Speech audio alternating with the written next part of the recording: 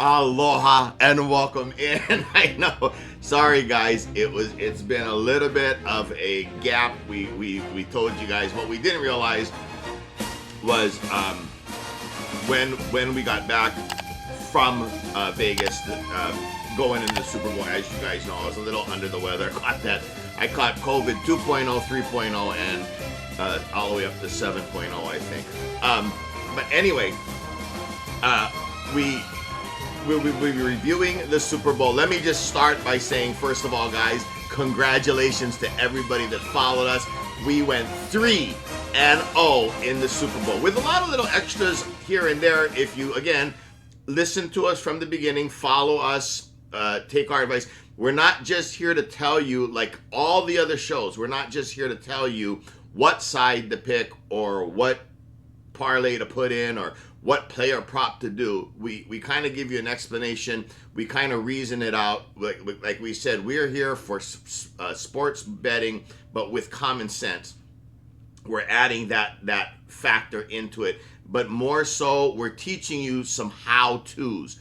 Like for instance, real quick, I'll touch on, let me grab my calculator here. On how-tos.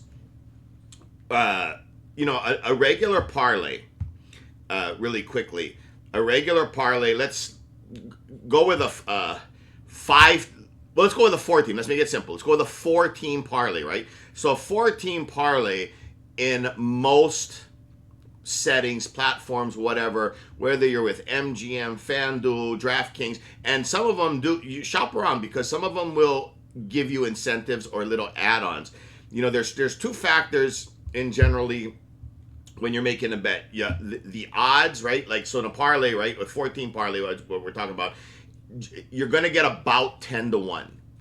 Now, another bet is, the juice, the vig, the cost with the house.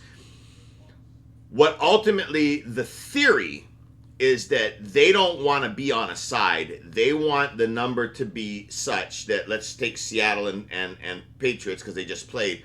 They would love the number to be such that, Seattle minus whatever the number would be, where they literally would get 50% of the bets on New England, 50% of the bets on Seattle. They can sit back, kick their feet up, enjoy the game, let it play out, and happily pay the winners, because the winners and the losers paid the house for carrying the number, because it's minus 110, minus 115, minus 120, meaning at minus 110, I'm again, some of you guys are going to get annoyed because you know this stuff, but we're catering to everyone, especially the beginner and the newbie.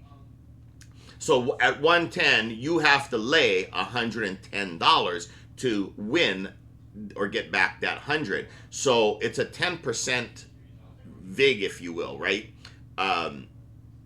Back in Hawaii, when I grew up in Hawaii, literally when I was growing up, from the time I was in elementary school, there was all the football bettors, they called it 6-5 because there's no other game in town. Hawaii is an illegal state for sports betting. So the syndicates, the organized crime, whoever was running the numbers or carrying the numbers, the book, as it were, they were charging you 20%.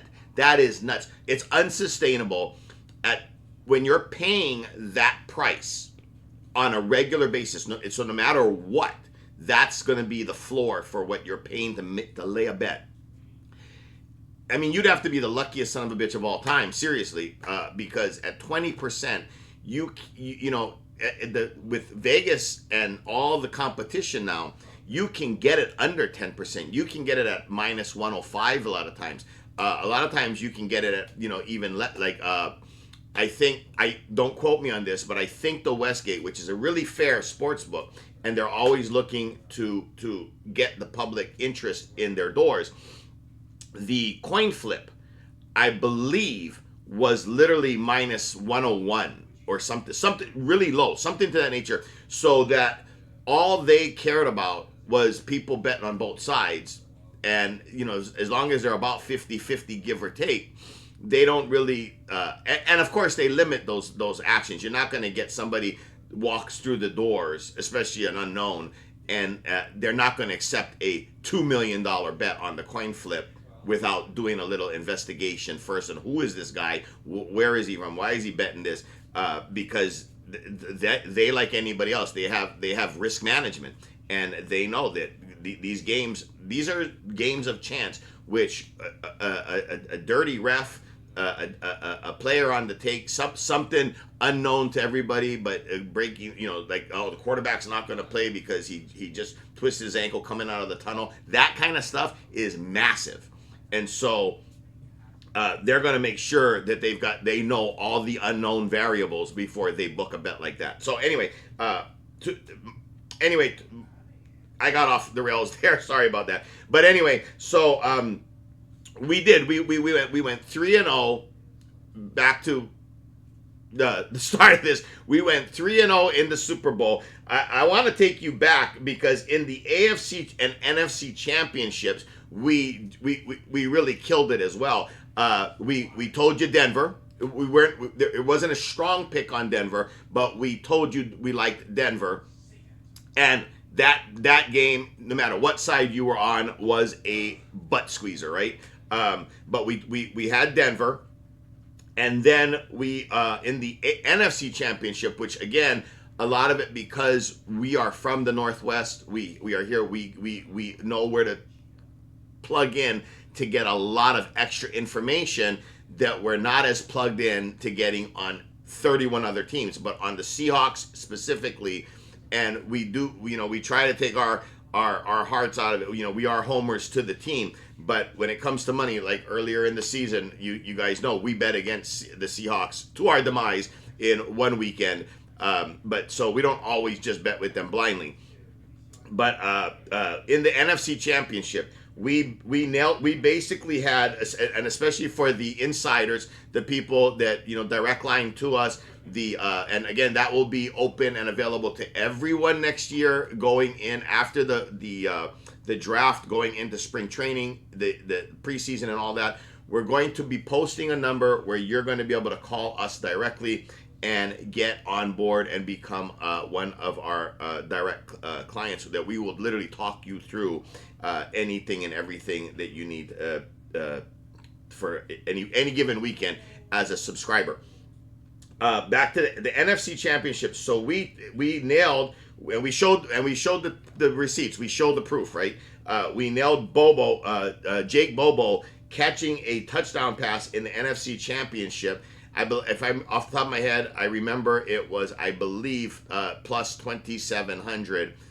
Or no, it was more. It was more because I think it was like plus 3,600 actually. I think it was plus 3,000, plus it was over 30 to something to 1. And that was not a first, that was an anytime touchdown. We nailed that one. We also, in the NFC Championship, we nailed Kenny Walker to score first. And even though the odds are really like the lowest or not the greatest, they're not the long shot lotto wins as some of the receivers are, or like, Aaron Rodgers running in the first touchdown, so forth and so on. We give you our analysis. We explain why. We figure out what McDonald is probably the approach to the game is going to be. Apply a lot of common sense, a lot of film study, and we nailed it with Kenny Walker scoring first in the NFC Championship, which was a nice little, like, I think it was like plus 400 and change or something like that. Again, so $100 got you back 5, so to speak, right? And then, of course, we nailed the Seahawks winning that game. So we went 3-0, and actually, we had one as well that we missed, but I like to mention it because we had the Seahawks in that game at a window of minus 11 to minus 16. And wouldn't you know that we were right on 11, leading by 11, when Tariq Woolen made an amazing defensive play, but then couldn't stop chirping and ran his mouth and drew a flag. And from up 11, the very next play, Stafford goes to Puka Nakua in the end zone against Tariq Woolen, who had just shot himself and his team in the foot, and gives up 6 to Puka. Of course, they convert, and the Seahawks are up by 4, and that is the margin of victory. It stayed that way.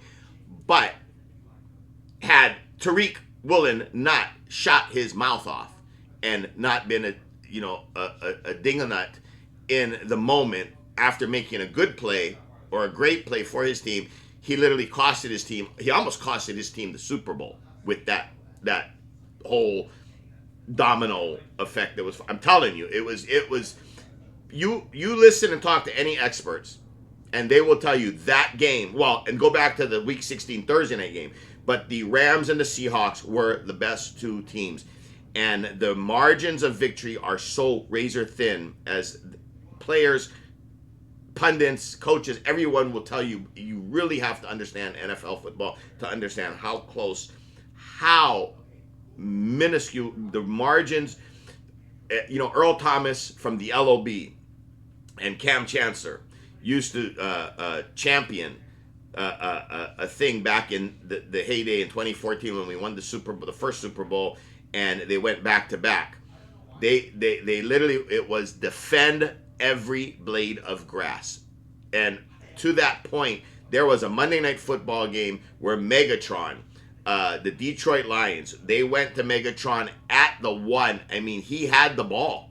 He was going in for the touchdown, and Earl came and punched it out. Peanut punched it, and that ball, and they went to review on that one, and that ball literally fell and hit, inside the 1 foot line, and either got knocked out or whatever happened. Seahawks took possession, but that play changes everything. Again, go back to that Thursday night, the 2-point conversion. Yes, we all know all the drama behind it and stuff like that. I'm of the camp that I didn't like the process with the Amazon ex-referee calling the NFL and, hey, did you guys check? Did you realize that was a backwards pass? Blah blah blah. But I'm a big advocate. I'm a big proponent for get it right. And so everyone, except the sour grape crybabies, but everyone, even Rams fans and Rams podcasts and stuff, will tell you how the discovery of that Charbonnet recovery for the 2-point conversion, how it all unfolded, was very unusual, very weird, shouldn't have happened, so forth and so on. But the call was right. It was absolutely a backwards pass. It absolutely was a clear recovery in the end zone, instantaneous. It was Charbonnet. Call him lucky. Call him thorough. There's an old saying that we'll get to our saying for this week, but there's an old saying: luck favors the prepared mind. Some teams are so much luckier than other teams, or are they that lucky, or is it that they're always prepared, they're always working, they're always playing? Again, you watch the Seahawks play. Even in the Super Bowl, there was an incomplete pass. It was clearly and obviously an incomplete pass from Darnold, and it kind of fell harmlessly to the ground. But Cooper Kupp out of nowhere comes running in and diving on the ball, like just in case, just in case it's a loose ball. They want to make sure they retain possession. And that's how McDonald, and even go back to Pete, that they played through the whistle. They were thorough and complete. They were consistent, thorough, and complete. And so you can't say enough about that. Anyway, to that point, all right, so that was our route of our NFC Championship. But then we get to the Super Bowl, and again, congratulations, guys. We gave out 3 picks, period. Why I say that, people want a little more or this, that, whatever, was because if you followed our storyline, if you followed our analysis and been following us since week 1, there's some people, again, that would have taken something like, Darnold not getting not throwing 2 touchdown passes, the under two touchdowns. I think it was, I forget now what the line was, whether it was over or under 1.5 or 2.5. I think it was 1.5 because at 2.5 I would have laid a lot of money on that because I don't think I would have known based on our analysis that they wouldn't be throwing 3 touchdown passes. They might get 3 touchdowns, but they weren't going to throw 3 touchdown passes. So it had to be over or under 1.5. But anyway, in following that, a lot of our people took the under on that. As we all know, he had 1 to the tight end. That was actually the first score as well, to the tight end, Barner. So people hit that one. There was one bad beat. I'll mention the Darnold over or under 10 rushing yards or 10.5, whatever the line was, on his scramble to get a first down. He got all of the yardage in one run, and people were. At that point, anybody taking the over was probably, very like, ooh, they were cheering and kissing their ticket. But late in the game, there was a down where he took the snap. I think my analysis of it was, I think there was confusion in the play call between him and the running back, and he went backwards and just good old Sam. What we love about him now, that he doesn't make the stupid mistakes. Play blew up. You're still in control and you've got possession of the ball. Main thing is keep that ball. And he literally kind of was back 5 yards and just went down. That counted basically as a rush minus 5 yards or whatever. And that minus is 5 yards from his one good run. And so everybody that took the over in his rushing yardage got screwed on that one play. So sorry guys we didn't pick that one. I'm just I'm mentioning it. To me it was a bad beat because everybody that took the over on Sam Darnold rushing yards should have cashed. But there was an unfortunate event that occurred in one of the plays that got him to down. Excuse me, I'm gonna adjust my microphone here. So anyway, yeah. So that we got that going on. So anyway, our 3 plays. Let's get to our 3 plays. First and foremost, we took Seattle to win the game. We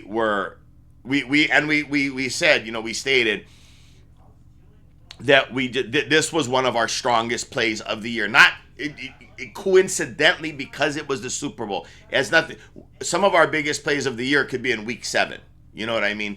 But this one, again, one thing we've talked about since week 1 is the one thing why we do so well in the playoffs, and we've shown you and now have the receipts for it, and next year we expect to be just as good. We've been pretty decent since the Buffalo loss wide right to the Giants kick back over 30 years ago. By the playoffs you have the most data. And so in this particular case, it was almost twofold in that now this is going to sound a little stupid to you guys. I get it, but I'm trying to find the right words to explain it. But not only was our analysis of Seattle, but it was also our analysis of the Patriots. And you would be like, well, wouldn't you analyze both, being that they're playing each other? Yes, true. But it went much deeper. I guess we really took apart the Seahawks season, the whole 18 weeks, then and going into the playoffs, how they played in the playoffs. One of the things we kept hearing, right, from and because we watch, we collect a lot of data from other sharp people, the best in the business, and one of the narratives was that, well, the Seahawks in the playoffs played a broken San Francisco team. I'll grant you, Fred Warner, to me, he's the best linebacker in the league right now. Like ranking them, receivers, cornerbacks, quarterbacks, all that. Linebackers, just linebackers, not an inside or an outside linebacker, but just at linebacker. Fred Warner's the best, we think. San Francisco. And that changes sometimes it changes in season. Like Myles Garrett's the best edge rusher. I mean, just, it is what it is. But Fred Warner is the best linebacker. So losing him, major blow. Of course, Bosa, edge rusher, top 5, no question. Lose him, that's two massive pieces. That would be like Minnesota losing Justin Jefferson and whoever JJ in the same game. You know what I mean? Like it's actually more massive than that because JJ's McCarthy's really not that guy yet. But or here it would like the Bengals. It would be like T Higgins and Jamar Chase both being out at the same time for the rest of the season. I mean, who are you going to throw to in comparison to those two guys? Again, they have Yo Shavas and a bunch of other upcoming and grinder go to work players, but Jamar Chase is just a different dude. Like, let's be real. Like, he's a different dude. He is the dude, right? So San Francisco, yes, was beat up, and then they lost Kittle, and so I'm not going to argue that they were a much lesser team. But as you've always heard in the NFL, one of the things that I don't think gets enough attention or credit in the NFL is the whole next man up mentality. And San Francisco just kept next man upping every week. I mean, they had a linebacker that was off the street at Kendricks, and he was playing out of his mind. So, there's so many. That's why we love the NFL football season, and we love NFL football. It's there's another saying, right? The Lombardi weighs 8 pounds, but it takes 53 guys to lift it, right? The analogy. It 53 guys and coaching and consultants and ownership, and there's so much that goes into it that. When you get to the point of, that's why anybody right now out, Seahawks got lucky, just like the Patriots got lucky as far as being in the Super Bowl. Yes, there might have been some breaks along the way, but when you get to the Super Bowl, if you're resting your analysis on they got lucky, then you don't know what you're talking about. I'm sorry, we'll just agree to disagree, because no one gets that lucky. No one gets lucky for 18 weeks in a row. You get lucky once or twice. You don't get lucky 18 weeks in a row. And so with San Francisco, and I hate doing this because I'm a Seahawks fan, so I hate doing this, but I got to give them their, what's the saying the kids are saying now? I got to give them their flowers. You got to give credit where credit is due. Shanahan, one of the best offensive minds and coaches in the league. San Francisco ownership is not a dumpster fire like some of the other ones, like the New York Jets or the Cleveland Browns ownership. Let's just be honest. Sorry, Browns fans. Sorry, Jets fans. I empathize with you. Hey, my heart goes out to you guys. I wish you guys would hurry up and turn it around. It'd make it interesting sports betting wise. But we have here, they got lucky or whatever. Anyway, that's my rant on that. Forgive me. Let's get back to the wrap up. But so the Seahawks, our analysis was that they were just that much. I kept telling you guys, and I've said, go back and watch all the videos from week 1. We talked about this multiple times. Tiers. That the NFL, there are clearly tiers, and the teams that land in those tiers. And again, we that's what's interesting about this game. We talk about, the bottom tier team can beat a tier 1 team on any given Sunday because all of them, all 53 guys are pros. All 53 guys are world-class athletes. All 53 guys have, however they got there. Credit to them for getting there, and they're there for a reason. Now, with talents, scouts, management, putting together teams, of course, that's where the tiers separate. The Rams and the Seahawks are just the top tier this year. In 2025, they are the 2 best teams. I think everyone, pundits, experts, and analysts, all that, agreed. Those were the 2. And that's why they're now calling that the NFC Championship was the actual Super Bowl. But in our analysis, so we clearly saw, we trusted our eyes that the Seahawks were in a tier above all the others. Then we looked at the other we looked hard at the Patriots, and no slight to them. All they did was play football. All they did was take one step at a time. But their next weeks turned out to be, in hindsight. Now we know, the easiest schedule in, like they said, something like 26 years. By all these measurables and analytics and everything, that they can measure all these different things now. That again, and they had, and our thing was that we really studied what they did in the playoffs as they went up against playoff caliber teams. You can sit here all day and well, Houston didn't. C.J. Stroud had the worst game of quarterback all time. I'm not going to argue that. But Houston's defense was legit, and they were in the playoffs.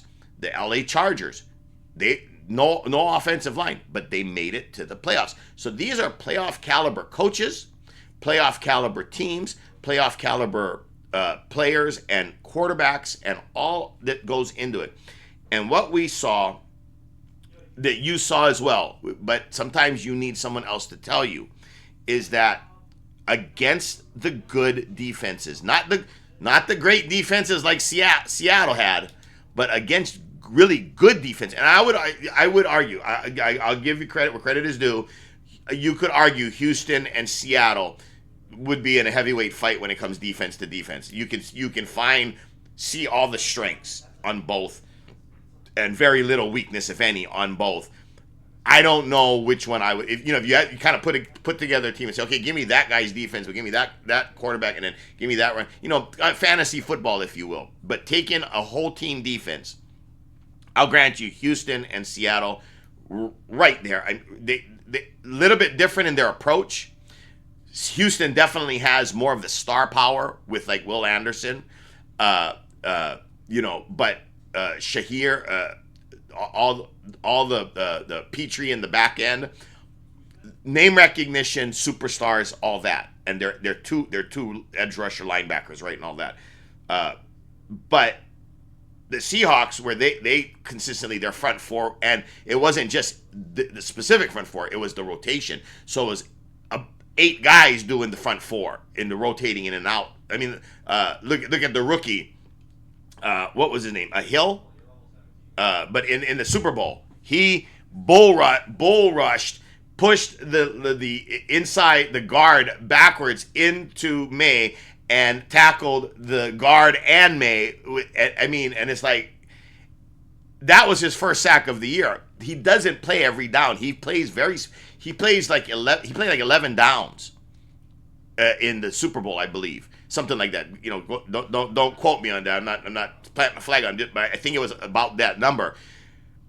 My God, if he becomes that as a regular starter and in the rotation next year for the Seahawks, that's a little treasure gem find that no one was counting on. So that's the kind of stuff why I say it's really hard. And with the Seahawks with Witherspoon, that is a name recognition, but the Seahawks definitely have a strong back end. They almost took what Pete did, and McDonald came in and made it even better. You know what I mean? But with the same, I guess, approach, back to front. So it would seem. You could argue anyway. But so we looked at this very hard, and it was just that, man. The Patriots seemed, in our eyes, again, to be outclassed or outdone in dude for dude, player for player. Again, not to take anything away from them. I'm not trying to start fights here. Because I would say this: Christian Gonzalez, the New England Patriots cornerback, might have been the first or second best player in the Super Bowl, playing every down that he played. I would say, you could argue Witherspoon took that spot and was number one. I honestly thought that you could make a case that Witherspoon, when you look at analytics, again, look at what was cause and effect, what had happened, when it happened in the game, so forth and so on. I think you could argue Witherspoon could have been a contender for the MVP. Not to take anything away from our beloved Kenny Walker III, who we love and think the world of, and completely agree he deserved to win the MVP. In our eyes, the problem was with the Seahawks game, the way it unfolded. There's about 6 guys that could have shared the MVP, right? Uchenna Nwosu, right time, right place, but he was athletic enough to get that ball, snatch that ball out of the air, because it was kind of a fluttering.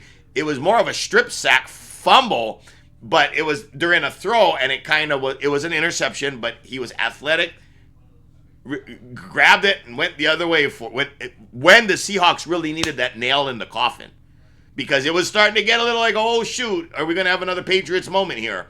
As good as the Seahawks defense is, the Patriots have got some great coaching and some definite history of magic and wizardry, going on with comebacks. 28-3 Atlanta. So we never count them out. Now, again, you go watch some of the NFL film with the mic'd up, and you'll catch Cooper Kupp. Like, everybody was kind of celebrating with like 2 minutes to go, and Cooper was like, "Get away from me until the clock reads zeros. It ain't over." And to his credit, thank you, Cooper. I'm the same way. It ain't over until it's over. Shout out to Cooper Kupp on that. But again, we called it, so our analysis was, anyway, our first pick, Seattle, we just thought it was if you watch that game, when it was 9-0, it felt like it was 21-0. And although you're a little nervous. Again, I'm a fan. I'm a Seahawks fan. You get a little nervous, especially when you look across the table at who you're playing.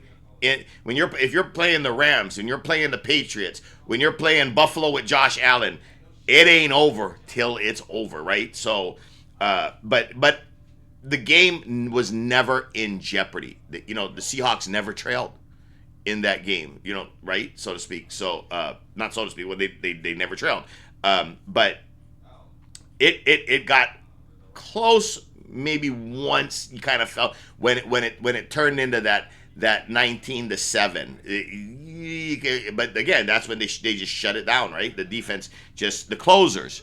The defense is really being analogized as a baseball closer, like the Mariano Rivera, right? That's why Green Bay went out and got Micah Parsons, and the Seahawks defense closed. So, kudos to them, and congratulations to us and everybody that followed us. Again, we had the Seahawks at the minus.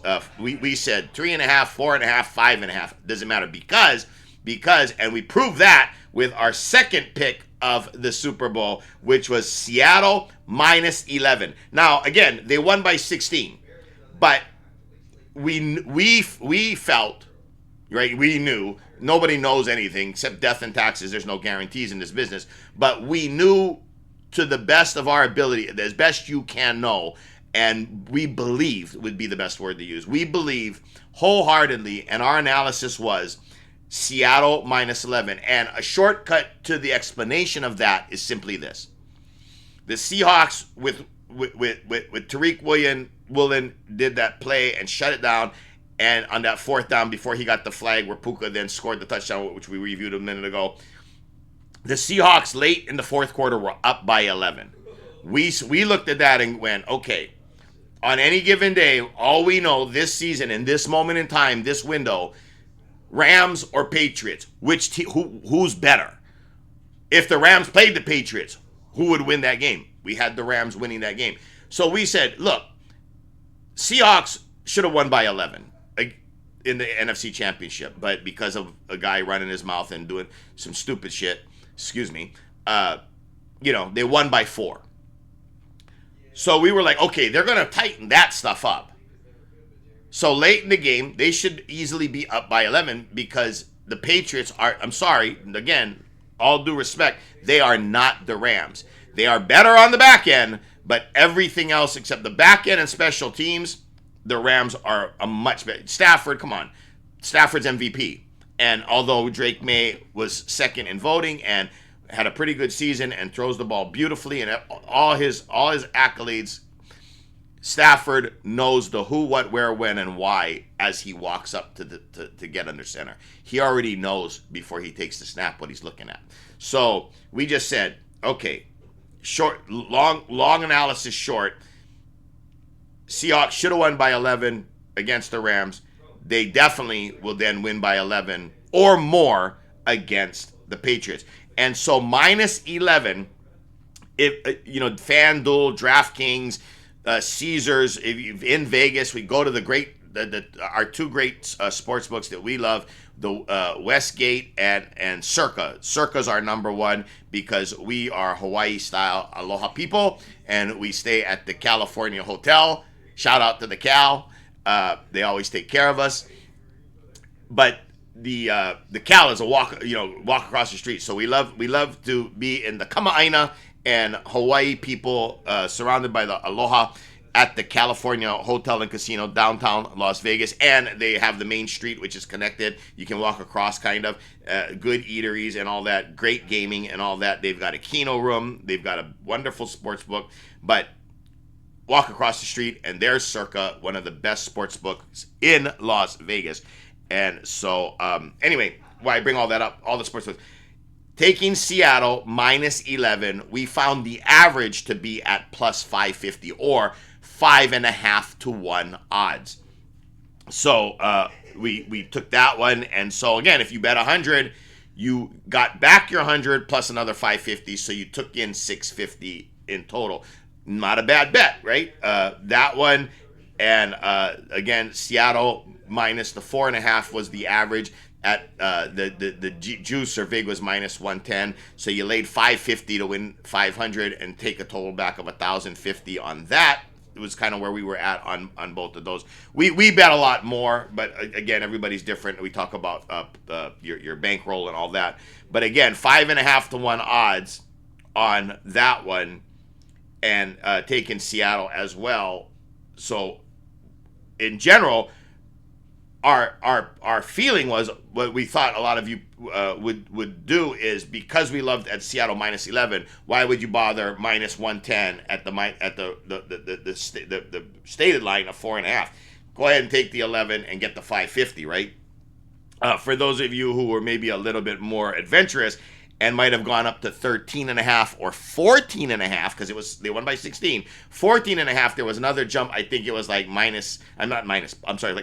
plus 800 or something like that. So congrats, good for you if you did that.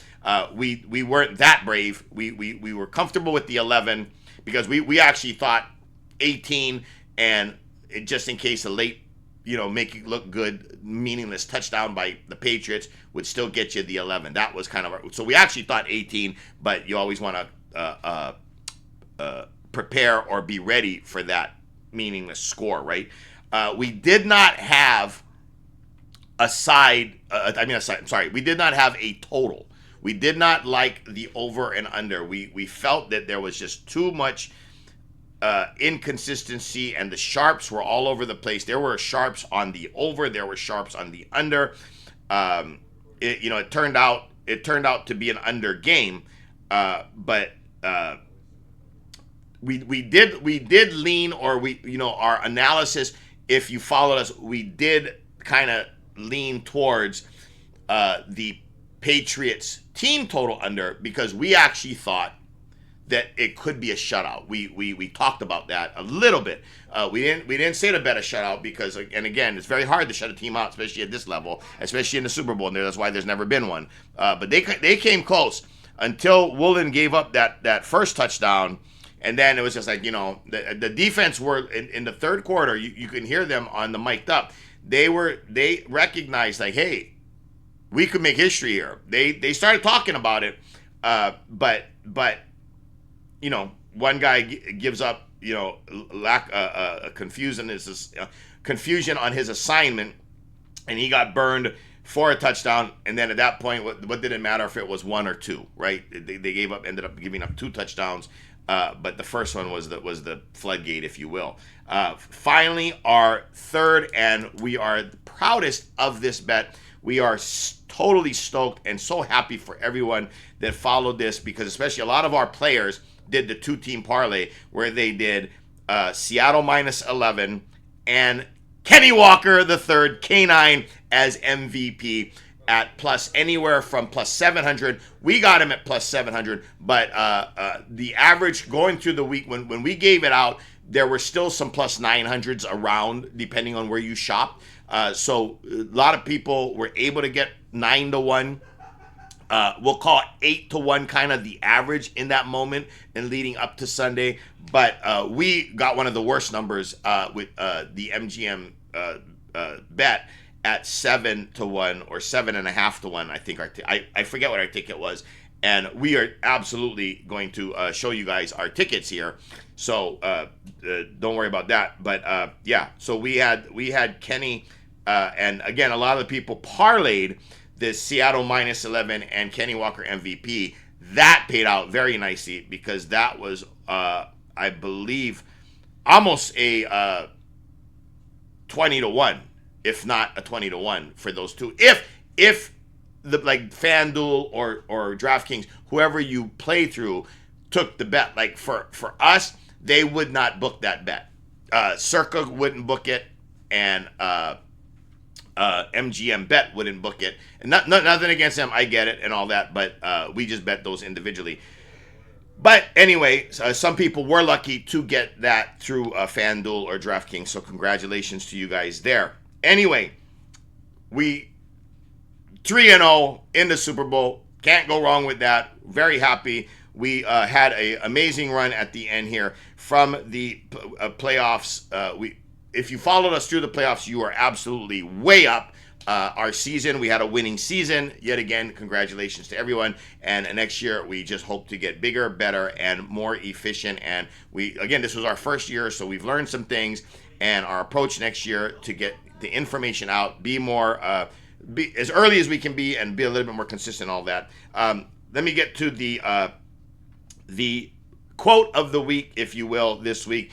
Is there's so many people in history that have said it that there's no direct, attributed to one person saying it, like George Washington or Sun Tzu or whoever it was. But we bring this up for a specific reason, which is Darnold, Sammy D. Sam Darnold is the quote is attitude is the little thing that makes the big difference. And I mean, go and just listen to and watch his story. Just the whole recap, the debrief, the replay of the whole season.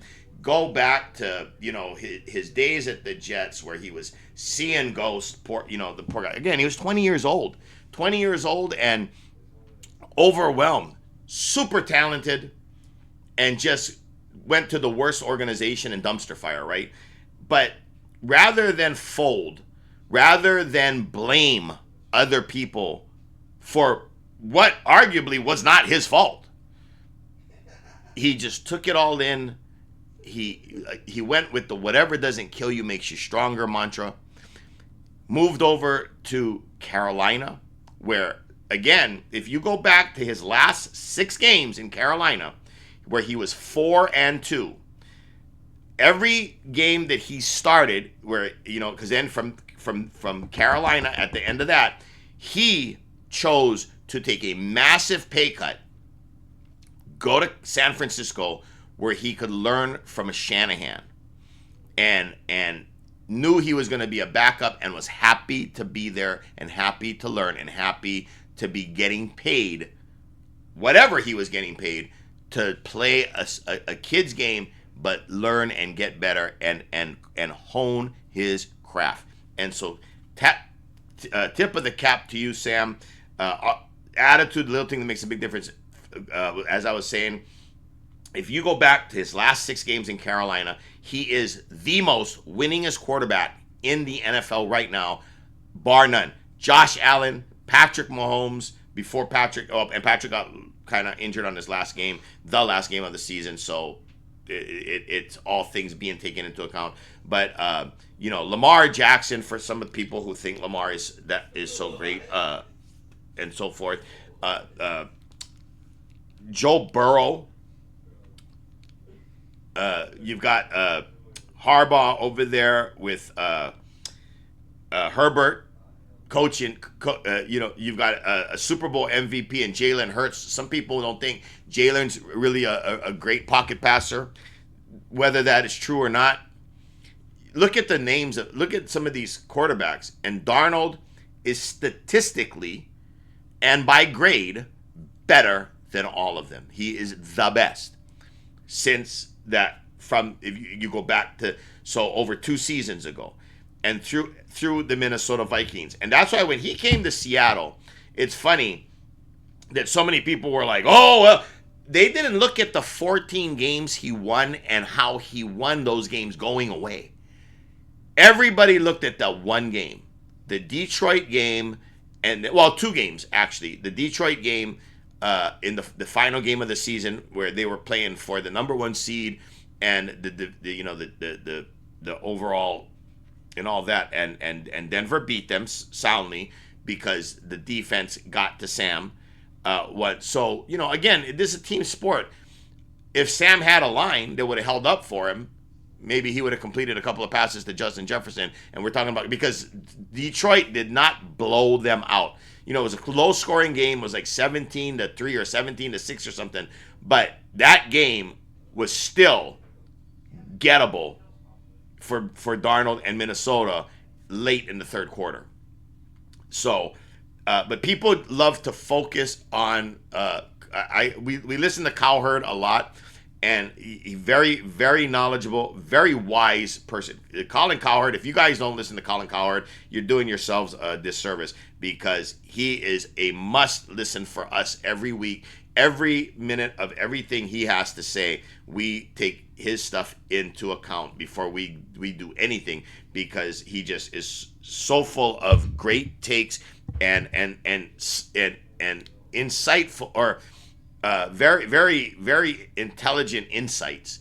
The guy is smarter, one of the smartest pundits out there. When everybody's just trying to get clicks and rage bait and this, that, the other, whatever, and all the BS and all the fake news that goes on, tip of the cap to Colin Cowherd, because that dude is legit, and he really does analyze things and see things that a lot of people don't see, and point out sometimes what's right in front of you, and then you, oh, yeah, and then think of it that way when you start to take what he's telling you and look at it from that lens or that perspective. It really does open up your eyes, and so he's very, very, he gets you thinking for sure. Anyway, so Sammy Darnold, the little thing that makes the big difference is his attitude.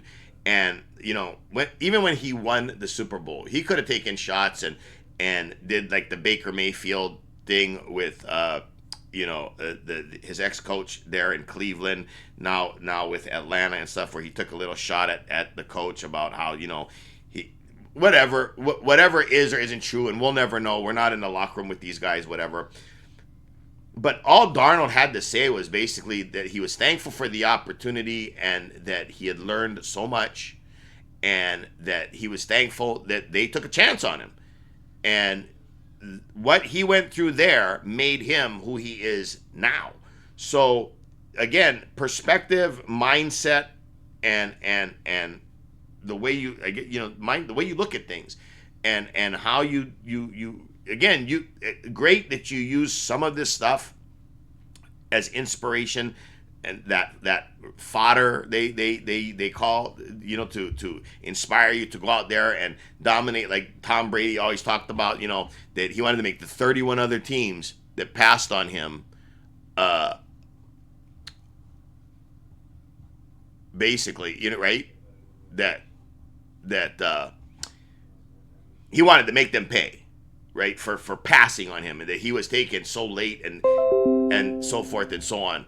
Well, that is, excuse me, my computer is going off over here for some odd reason.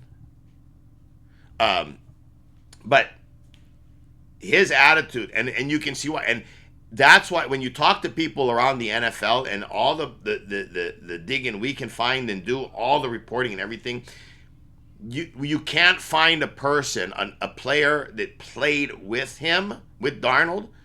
They talked to Christian McCaffrey, San Francisco, and Kittle. They talked to, and McCaffrey actually was a teammate with him briefly, both at Carolina and San Francisco, apparently. But just everybody's always talking about what a great attitude he has, what a great teammate he is, how humble and how reserved, and he's a quiet leader, and all that. And again, not a knock on anyone else. There's thousand ways to skin a cat. There's all kinds of ways, attitudes, approaches, and so forth. But we're so thrilled that Sam Darnold won the Super Bowl and gets to kind of have his, I told you so tour without saying I told you so. That makes it even better that he's not saying a damn thing about it. And yet everyone knows it, right? So congratulations to him. Congratulations to us, Seattle.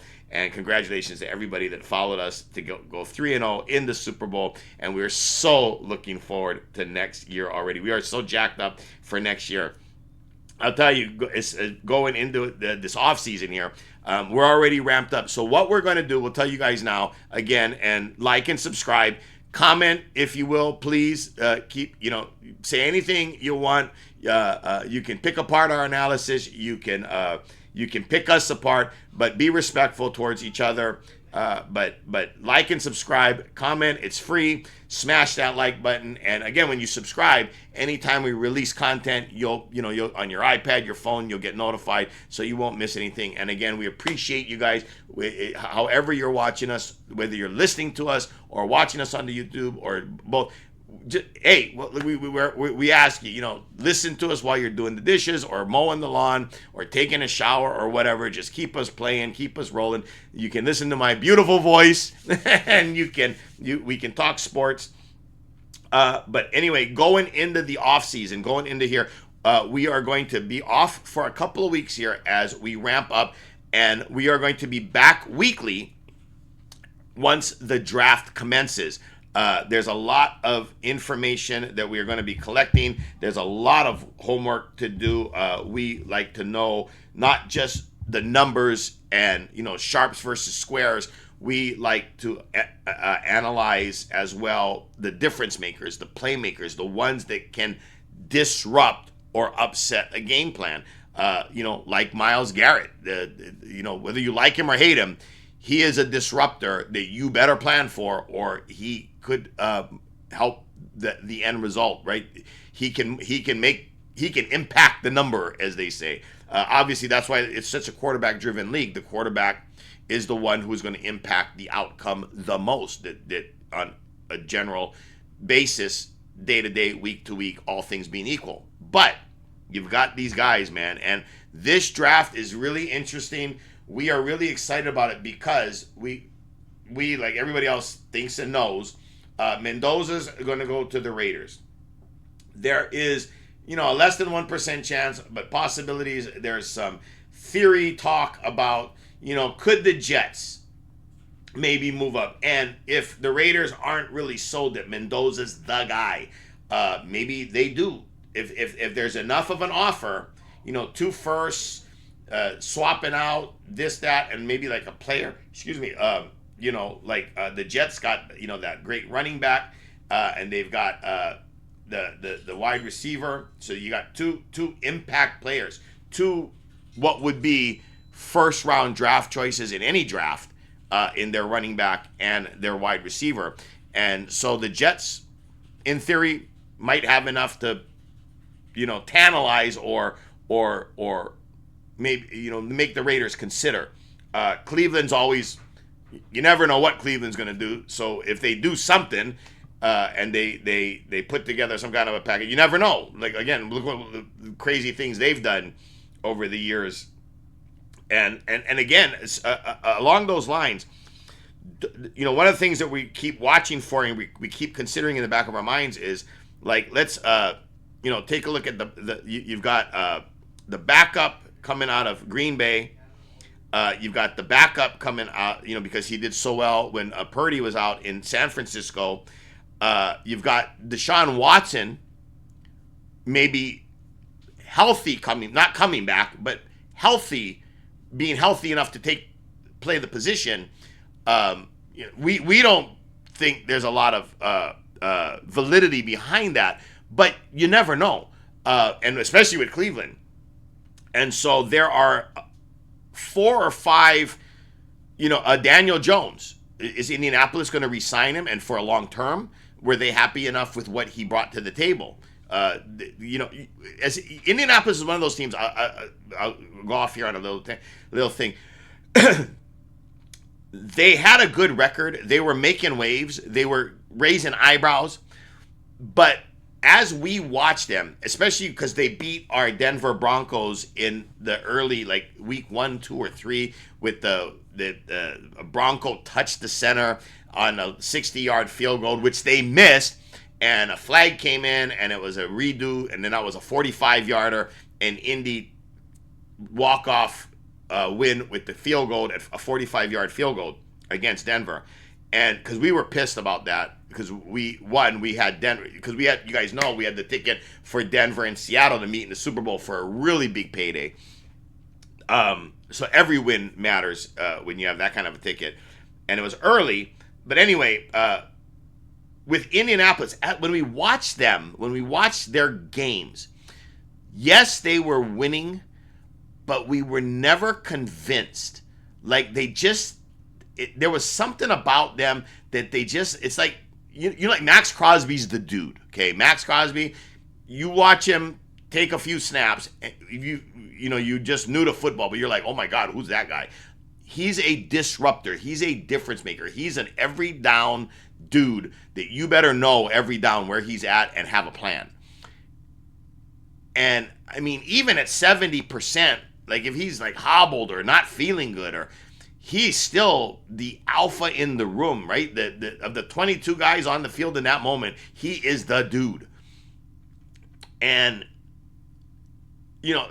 extend that to a team. Seattle is a dude team, right? The Patriots are a dude team. Denver was a dude team. Houston was a dude team. Indianapolis just didn't have that. I don't know. That's something that it's like almost indescribable. But Jonathan Taylor's a top 5 running back. Daniel Jones was getting it to the playmakers. Pearson, the wide receivers. They got a couple of good wide receivers. They got a couple of good tight ends. Even that Mo Alley Cox tight end. He's not a big numbers guy. He doesn't run up the stats, but man, when you need him, and he finds the end zone. That kind of thing, right? But they just didn't. They didn't maul people. They didn't roll over people. Even in a blowout where they win by 17 or more points. It just wasn't that something. So I only say all that to like again, does Indianapolis ownership, management, whoever, the GM, the coach, do they is Daniel Jones their guy? Are they missing still a piece or two? You know what I mean? So anyway, why I went off on that tangent, but there are a few key people, quarterbacks, position and stuff, because Max Crosby is another one. We'll talk about that in a minute. But you got Mac Jones, you got the kid. His name's escaping me right now, but the backup out of Green Bay when Love went down, he made a lot of money in that one game. Again, they played the Ravens in a loss, but he balled out. And again, I wouldn't put a lot of stock into that because the Ravens, in that moment in time, their defense wasn't that good, but he got the attention of a lot of people. And so, again, there's a whole school of thought, rightfully so, when it comes to like these quarterbacks. Do you want to take a chance, especially this year's draft?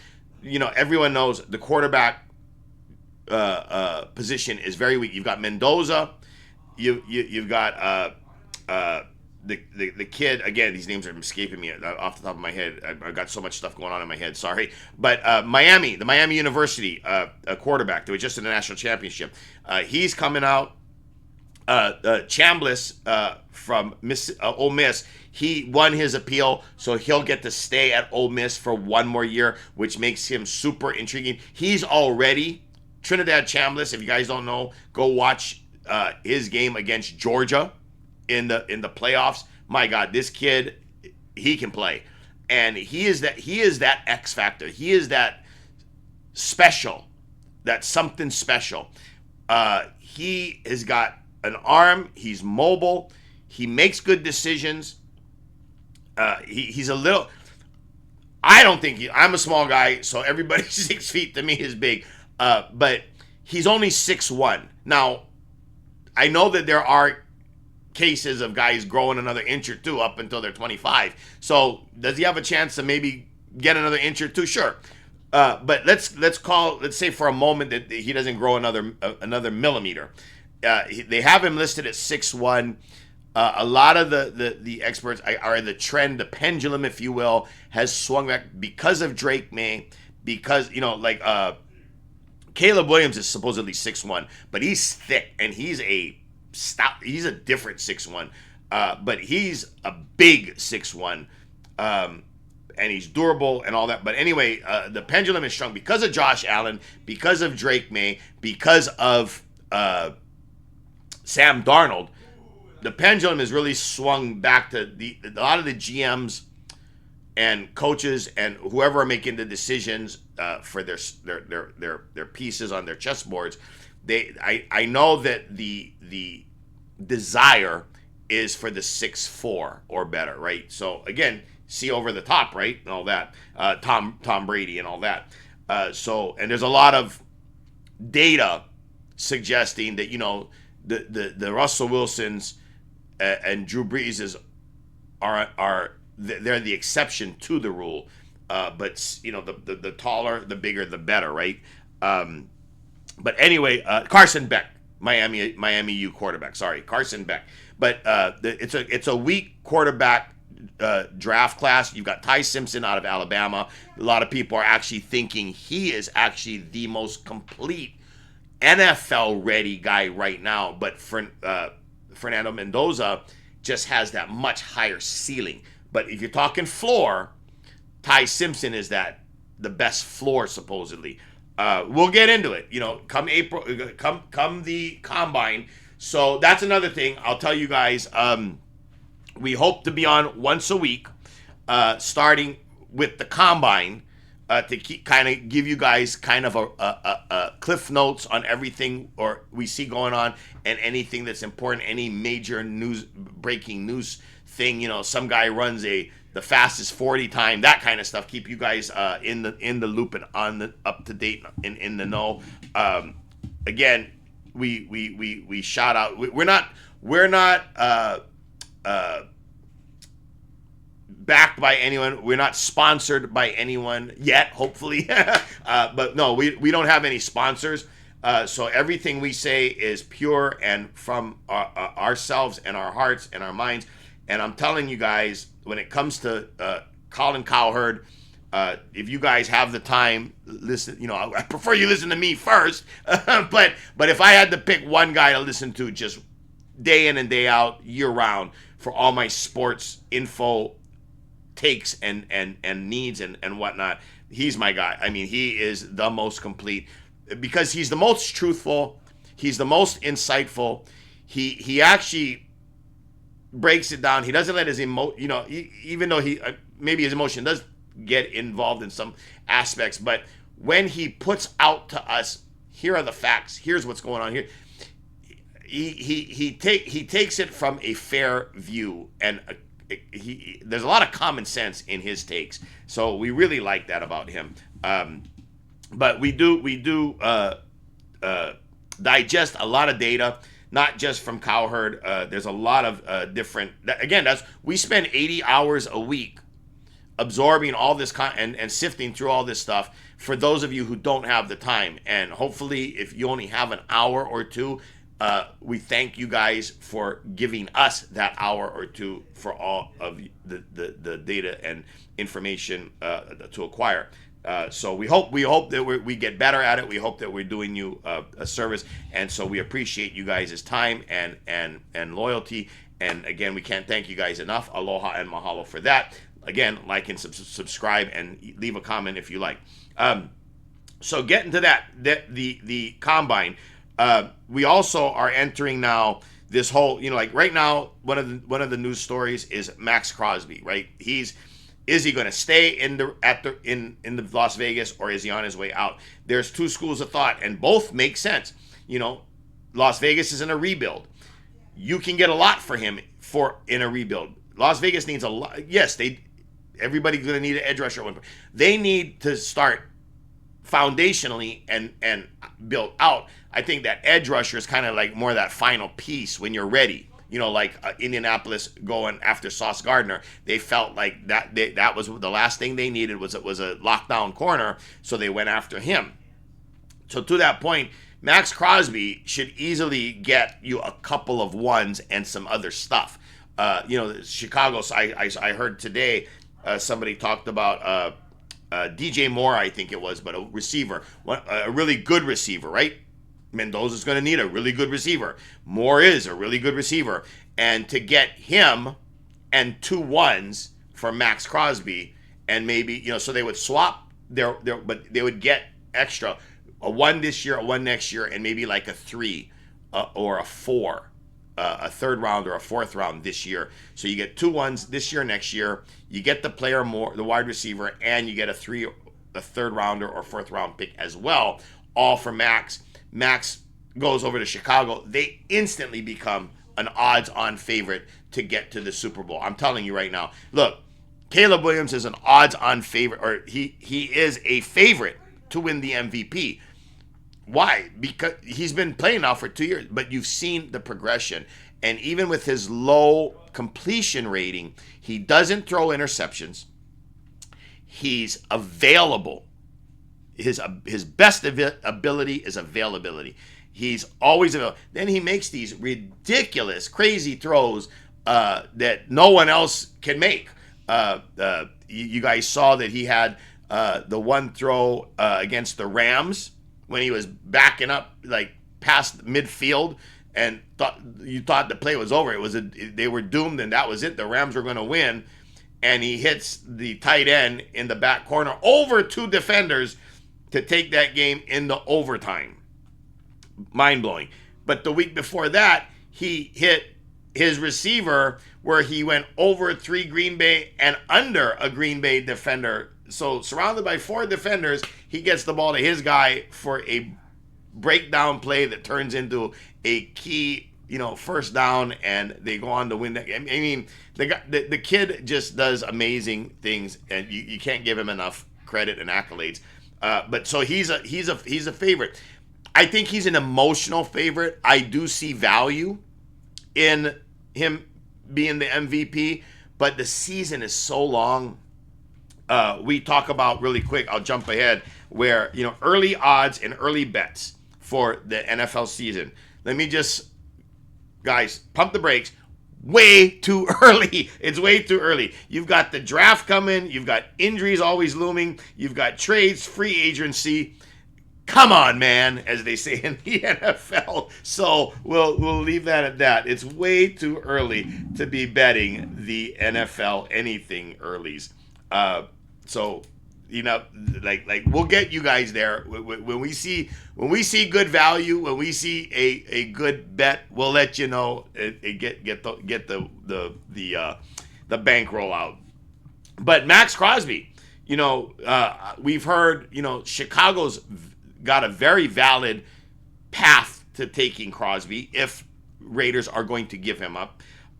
We've heard that we don't know how, but Philadelphia is a legit in the mix for him. See, the good GMs in the good organizations, when you talk about winning organizations like the Rams, San Francisco, Philly, Kansas City, they find a way. They find the money. They'll restructure and reset everything. They find a way to make it work. If that's what they believe is their missing piece. So I wouldn't be shocked Crosby going to a place that you would not expect.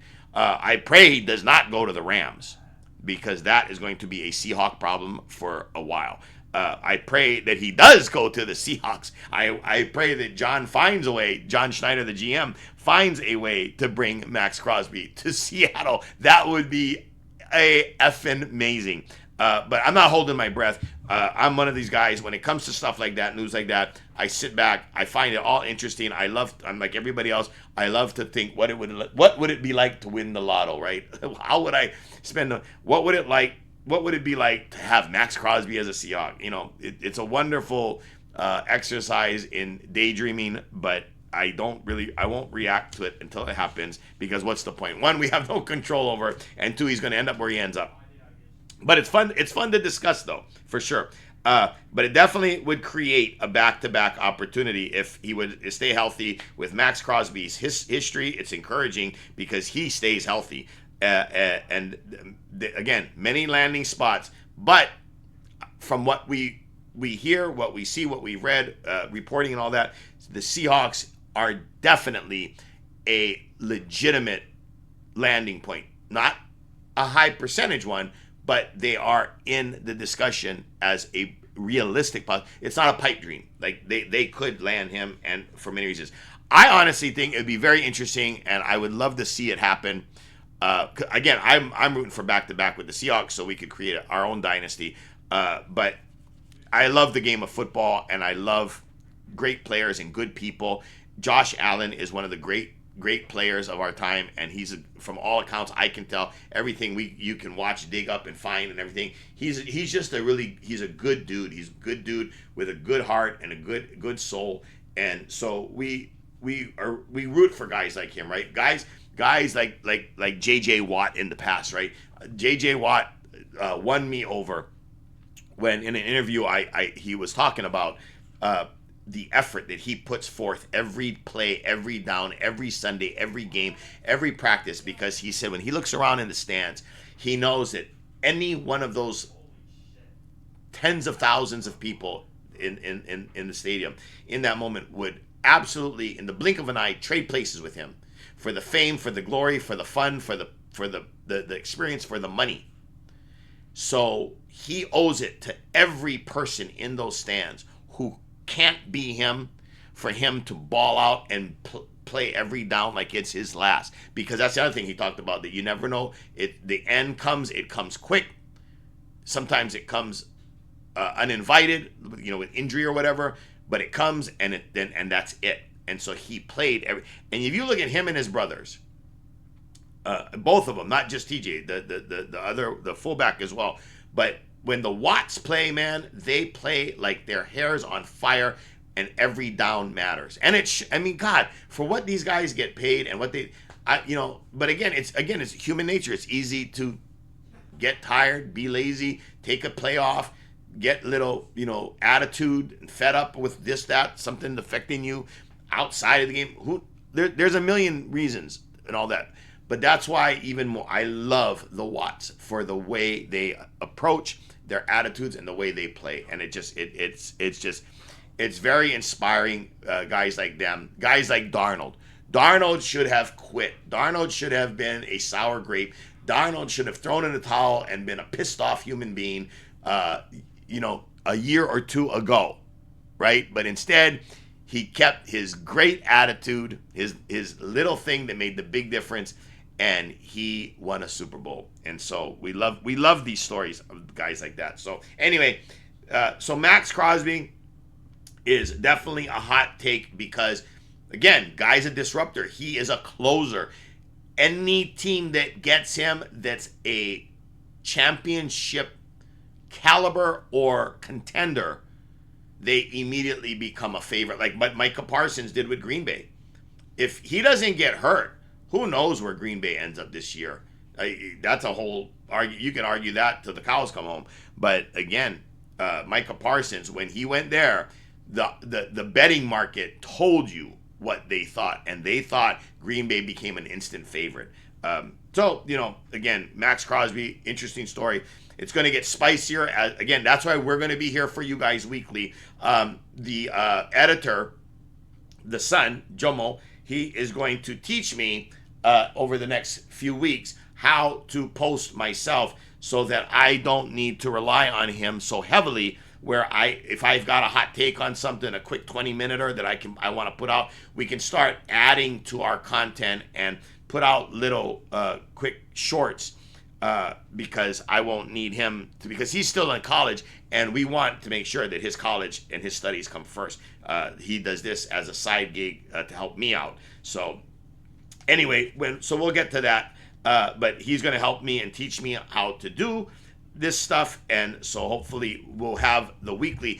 Once he teaches it to me and I'm comfortable with it, it's probably going to get to from the draft through spring training, because we're going to have this big ramp up. We've got a couple of big things we're not debuting, but we're releasing again. The 26th NFL season, we're going to do the Tamagotchi egg thing. I'll get all the details to you, but basically it's like a Survivor, but it's a Survivor against yourself. And we're going to start off with, we're going to take an average bankroll of what a person who works for a living, if you're an Uber driver, but you can come up with about $500 or $600 for the season. And we're going to show you how to try to turn that $500 or $600 into, 10x or more, to at least 6,000. We're thinking more the 9 to 10. We'd like to hit the 10,000, the 5 figures. So we're trying to get to the 5 figures. But you're never going to have at risk more than that starting bankroll of that $600. But we'll get to that in July or late August. We're going to have that for you. We're going to have. I talked earlier in this. When we started talking on this cast about the odds and parlays, and I think I kind of got sidetracked. Sorry about that. So in a regular 14 parlay, we were talking about 14s, right? So in a regular 14 parlay, now give or take, there are houses, there are maybe your bookie, your special can be a little more, but a little more means by 1 or 2, not by 10 or 15. A 4-team parlay, all things being equal, should get you about a 10-1 odds. So you need 4 things to go right, and you get 10-1. So $100 gets you 1,000, and I think you get back the 100. So it's a 10-1. But what I want to do is where you take a 14 parlay and you're getting 16-1, and we're going to show you how. Our favorite is the 5-team parlay, because rather than get 20-1 at best we can find, I'm going to get you 32-1. Just a different approach. It's just a different mindset, but it's still, you need five things happen. What we like too about ours though is the board is much bigger to choose from with our way, but the one con, there's pros and cons. The one caveat or con to our better odds parlay is, and all will be revealed in as we release these notes and these things, but there is a waiting period. It doesn't happen in one day. It could happen in one weekend, but it can't happen in one day per se. It's very unlikely that it would happen in one day. So like normal, a 5-team parlay, you could pick 5 teams on Saturday, college football, boom, win or lose, but by the end of Saturday whether you won or you lost.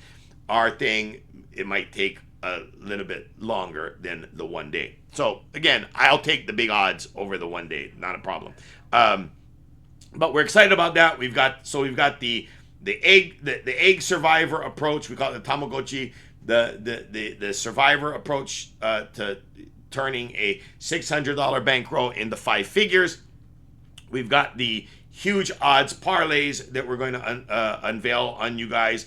A few other things that we're going to be coming up with to again educate you guys in how to beat the house or get the edge back in your favor a little bit, whatever. I wanted to touch on a couple of things too, with the draft coming up and everything, is, because the Senior Bowl concluded and a lot of guys went up in value or lost value, by certain things. We're excited there because there's depths in many positions, but where are they going? It does matter. We've learned with quarterbacks, but with anybody, right? Like with Nick Imanwari, right, for the Seattle, the safety, it's kind of like a linebacker slash safety.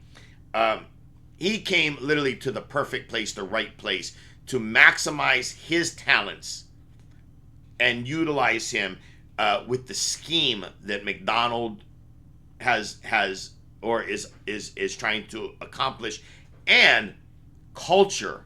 They talk about culture. The culture kind of meaning the locker room attitude, the between guys. Like for instance, Philly right now.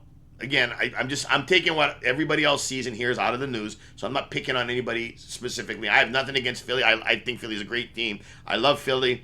I think AJ Brown.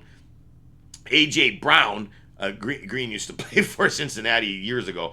AJ Brown is one of the best wide receivers in the NFL, no question.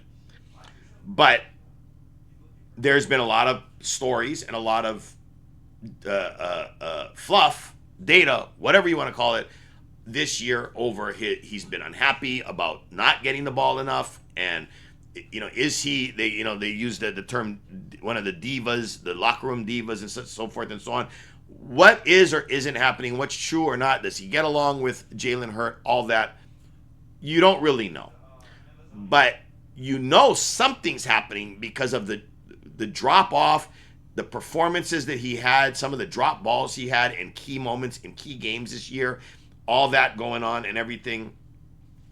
And that all comes back to the coach, the GM, and the ownership, the culture. You guys, again, there's a lot here to unpack or describe about culture, but in a nutshell, simply, look at a team like the New York Jets, and what kind of culture they got over there, and look at a team like the San Francisco 49ers and the culture and what they've got going on over there.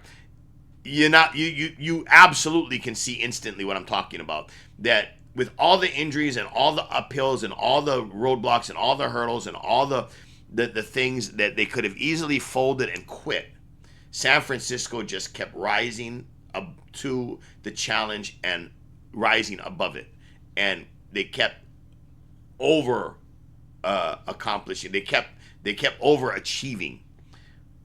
Where the Jets can have everything laid out and just perfectly right for them, and they'll still wet the bed, right? And it's like, how do you have a defensive background head coach for the New York Jets, and they are now in NFL history books as the only team that went a whole season without an interception? I mean, even a batted ball and some weird bounces and luck, a team gets lucky for an interception through 18 games. Through how many minutes of 18 games is played, plus when you count the playoffs and everything else, which they're not in. But I mean, my God. So you guys you guys understand culture to that extent. Is all my point is being.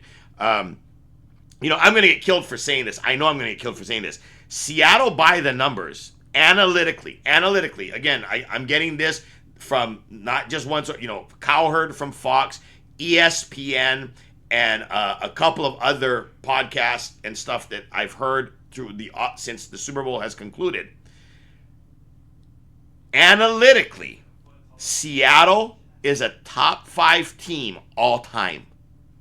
Think about it. I know when I heard it, I was like, whoa, because I thought the LOB, the 2014 Seahawks that beat the Denver Broncos 43-8. Now, understand, in that moment in window in time, Denver had set and broken the record for the all-time highest scoring, best scoring team of all time. Outdoing the greatest show on turf, outdoing the Buffalo Bills back in the 90s. All these massive mountains of scoring teams and offensive juggernauts. And Peyton Manning, and that was in his prime when he was lights out, when he was throwing darts and lasers. And he had the big receiver, he had the tight end, they had a juggernaut of a team. Excuse me, they had a juggernaut of a team, and Seattle went out there and for 3 quarters they were laying an egg. They got that touchdown late in the 3rd quarter, and they were at that point doing everything to just score that one touchdown, so they would not go down in the history books as the team that was the first team to ever get a 0 in a Super Bowl. I'm telling you, it matters to these guys. These guys are all alphas and dogs. And Seahawks laid ass whooping on them. And we had that Seahawks. We had that one. We had that Seahawks given 21 in that game. We had that game back in the day. But to the point, I thought, and our team agreed, that was, if you want to argue a Seahawk team all time, you look at all the Super Bowl winners, like which ones are all time, right? The Tampa Bay Bucks when they beat Oakland Raiders, the 2000 Ravens, the 85 Bears, on the other side of the ball, like that's why the Patriots dynasty, they were never the best offense or the best defense, although they had the top 5 defenses every time it seemed. But point is, they never cared about all that. They just won the trophy. They just won the Super Bowl. But you've got these one-timers that, Denver was that scoring team, and the Seahawks went out and they laid a whooping on them defensively. And that, I thought, if you were going to make an argument that a Seahawk team was top 5 all time, that the LOB was the team that is in the argument. And again, don't kill me and hate me on this. I'm only repeating what the big boys, Fox and ESPN and some others have talked about this past 2 weeks since the Super Bowl. Seattle won the Super Bowl. Is analytic, I guess, with all this the PFF grades, all the analytics, all the AI breakdowns, this, that, quarterback ratings, yards after catch, yards after contact, yards per carry, all the analytics. Supposedly, this Seahawks team is, by the numbers, a top 5 all-time team. When you hear all the breakdowns, I get it. But I trust my eyes more than anything. I think they're one of the best all time, definitely top 10, top 20 type deal. I don't know about top 5, but one of the numbers, I wrote this down because one of the numbers that jumped out to me was, and again, one should have nothing to do with the other, but kind of does, is that they were over 75% against the spread this year. And that's important because they were favorites every time, maybe except once or twice early I think they were a 1-point dog in Jacksonville after their shitty start to San Francisco with the 0-1 start. I think they were a dog there. They might have been a small 1 to 3 point dog in Pittsburgh. I'd have to go back and look, but they weren't dogs by big margin, and they weren't dogs often. And so against the spread, they were 75%. Is one of the big points that they were making about being all time and stuff. They were number 1 against points against, like points allowed. They were top 5 points for. So there's all these things that and that's the thing too. This Seahawks team definitely could beat you more than in the LOB. I'll give you the LOB. They won because of their run game and defense. Russell just needed to go out and not turn it over and manage the game. But they won because of their Marshawn Lynch run and their defense. No question, no secret. This team, compared to a lot, and that's why I think they say defense wins champions, because defense and running travels, and as it gets late in the year, right? In December, in January, and then finally February. Now, in February, in the Super Bowl, it generally doesn't matter because it's going to be either in a dome or a good weather place. They don't have snow and rain and bad weather anymore for the Super Bowl. So there's that. But in the playoffs, you got to go through Buffalo. I don't know about the new stadium, but the old. Kansas City, Cincinnati, Pittsburgh. That's some rough place. Philly even. Rough weather and rough places to go, and cold weather and rough places to go. Green Bay.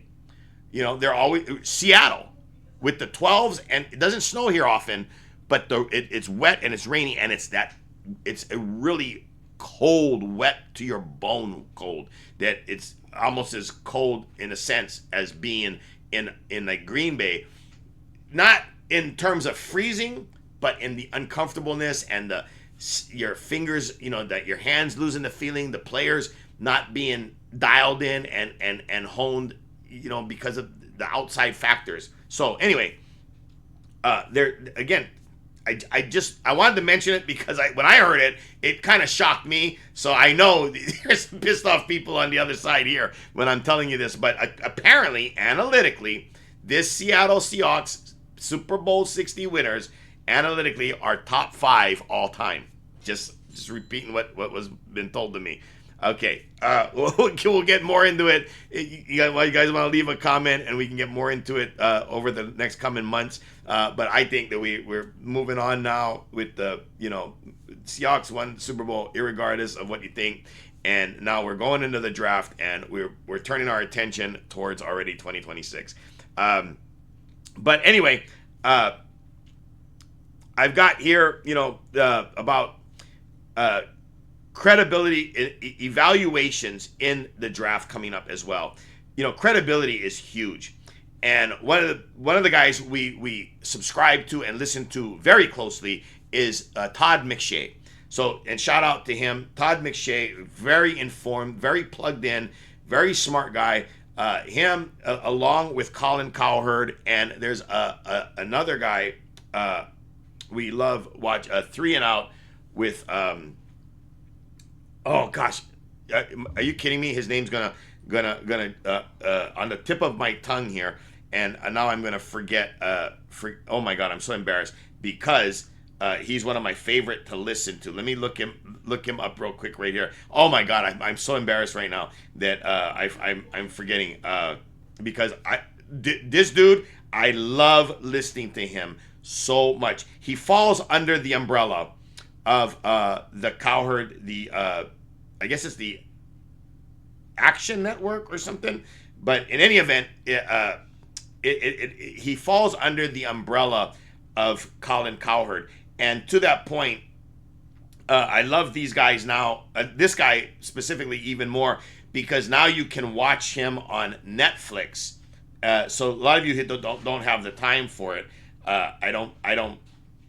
That's why you're watching me, or hopefully listening to me. But this guy's got a Netflix now contract, so you can listen to him on like Spotify, where you get your podcast. You can watch YouTube. You can watch them on YouTube, and you can see him on Netflix. And so it's kind of cool because now you get him all kinds of different ways. So let me look him up real quick. Now I can't believe that he's not here because he falls under, and now it's not going to show up under Collins. I've got Nick Wright over here. I got some other dudes, but he's third and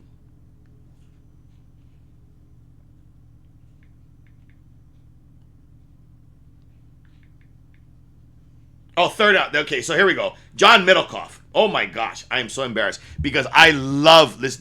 John Middlecoff is no nonsense. He worked in the NFL for a minute. Something to do like scouting. He knows football. You can just tell he knows what he's talking about. So I love listening to his takes and his perspective. And I really do love listening to him and Colin separately because a lot of times they really don't agree on a lot of things, or they have different approach or perspective to a problem or a thing that's going on in the NFL. And so they come at it from a different point of view or angle. So I love that about listening to both of them, especially when they disagree about something, because then I really love to hear both sides and both takes on it. But anyway, so John Middlecoff, 3 and Out, is his podcast. So catch that if you can. But anyway, going back to it, the credibility is at the forefront of this evaluation process, and it's not an exact science, and people are going to miss. But like one of the things they've talked about for a long time, and I couldn't agree more. In today's NFL, especially in this moment in time now and going forward with the NIL in college and all the things that are happening, the first rounders, the teams picking. I don't care if you're picking 32nd, which okay, you could argue, well, that's closer to second round than it is the first round. That's very true. But I'd argue, look at Lamar Jackson got picked at 32nd. Kansas City moved up to get their quarterback, and when they did it, Mahomes. When they did it, I heard recently from an insider and expert, not all 32 teams did not have him, Patrick Mahomes, in their top 15. If I remember correctly, KC moved up to 11 to get him. But if you go all the way to like 15, something like a third of the NFL teams didn't have Mahomes in their top 15. Oh, in retrospect, shouldn't he have been number one on everybody's board, right? My point being is that this is not an exact science. And there's a lot of missing going on. And that's why we love John Schneider, who his last 4 or 5 first rounds picks have been all bullseyes. With Witherspoon and Zabel, our left guard, left tackle, and Nick Imanwari in the second round was a gift. In retrospect, he should have been a top 10 player, right? If you go back and redraft, Nick Imanwari for most of the 32 teams would be now, knowing what we know now, a top 10 pick for all 32 teams.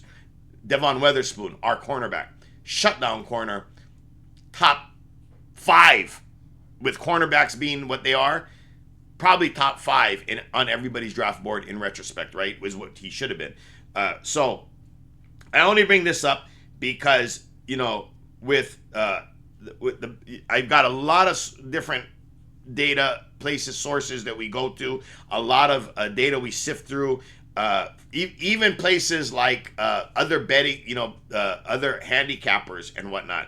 We pay attention to a lot of them because some of them now have a decade history and know what they're talking about. And when they say something, it points you in the right direction to take a good look at that something or that thing. So the evaluation side is very, very, very not an exact science and very complicated. But we feel that guys like, the Middlecoff, McShay, Cowherd, they have a long runway and history of being right, not wrong, being grounded and smart, have good sources and all of that. But as good as they are, you've also got the bad. And I bring up with like you've got what's the guy's name? Can't even think of his name because he's so irrelevant nowadays. Skip Bayless. So Skip Bayless, in our opinion, this is just an opinion. Skip Bayless, he argued and is still arguing. Him and what's the guy that does the drafts for ESPN? That he's fairly good. He's okay, but he's missed just as many as he's hit on with Todd, that guy. But the Skip Bayless and what's the draft expert? Now you guys got me thinking about him, and now I got to give you his name. You guys already know who I'm talking about, but Mel Kiper Jr. So Mel Kiper Jr., I would just point out that if you go back and look at his history, now the dude does this literally 365 days a year, 7 days a week, 12 hours a day. And he's built up, kudos to him, he's built an empire on this draft. Being like a fantasy football geek, he's a draft geek. But he is wrong as much as he is right. I mean, he literally is as wrong as much as he is right.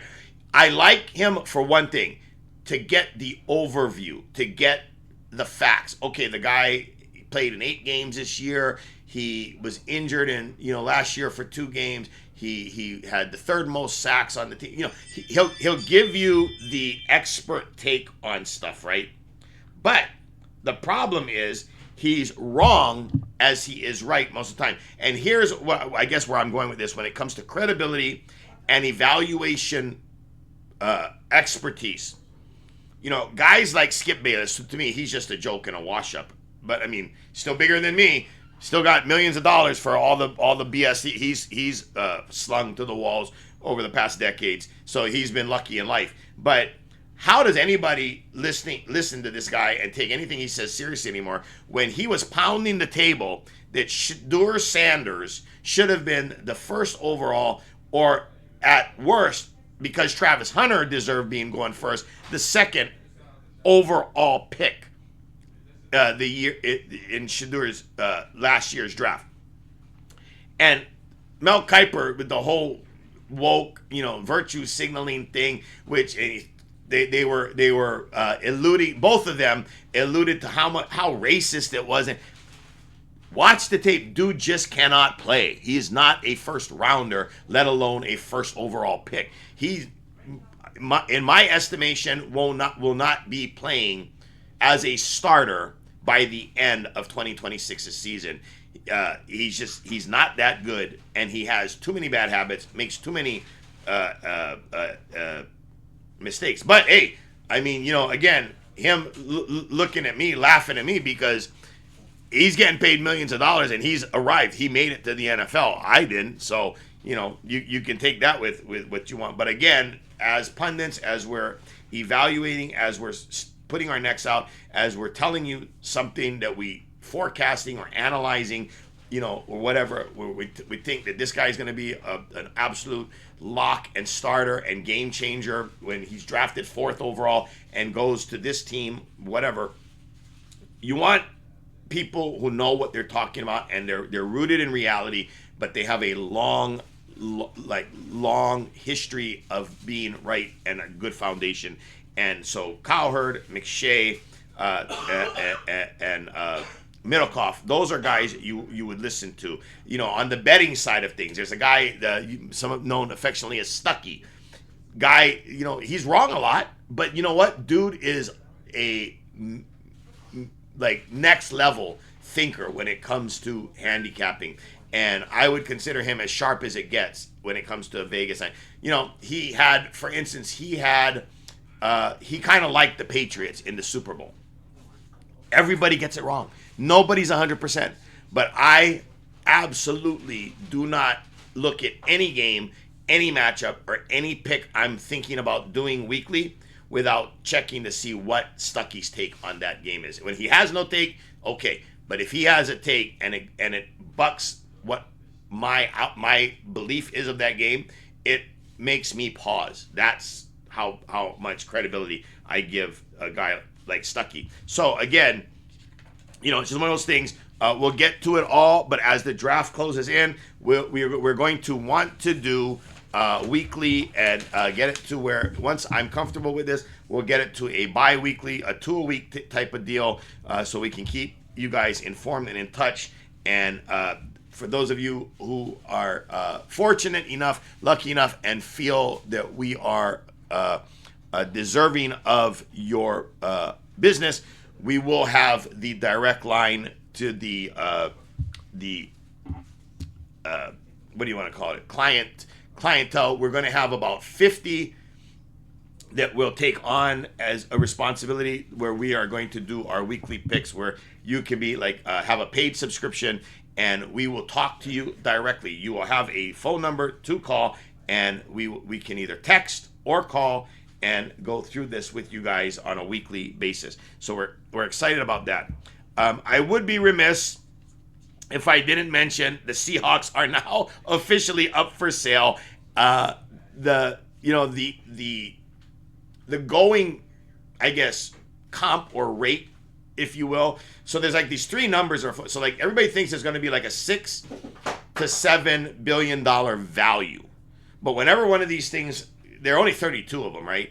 And so whenever one of these come up for sale, they always go far exceed the value. Well, the 31 other billionaires that own one definitely want this one to go for much more than everyone thinks.